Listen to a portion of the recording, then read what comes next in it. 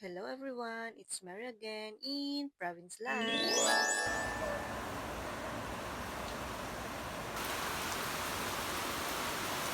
Sobrang lakas nga ng ulan ngayon guys, kaya stay safe. Pupunta nga kami ng Agolaw yun ngayon para ibigay itong mga gift ko sa family ko dahil ito yung first paid content ko guys. Yay! So sakto nga dahil umuulan, kailangan nila to. Pagpunta nga namin ay nakakulong-kulong lang kami. Yung feeling na feel mo ang province life kasi para kang naliligo sa ulan. Dumaan na nga din kami guys dito sa palengke ng Aringay La Union para bumili ng pangnilaga. Actually guys, itong pinambibili ko is galing talaga to sa may first paid content ko. Kaya sabi ko sa sarili ko, ililibre ko naman yung family ko. At mas lalo ko pang sisipagan ang maggawa ng content para mas marami akong mailibre sa kanila. At bibili na nga tayo ng patatas at umbok na sahog ng nilaga. Kaya bumili na din ako ng mga gulay dahil market day nga yata nila ngayon guys, kaya mura ang mga gulay. Malapit na nga kami guys kung saan makikita ang malaking agila dito sa La Union. Kasama ko nga pala ang aking poging driver.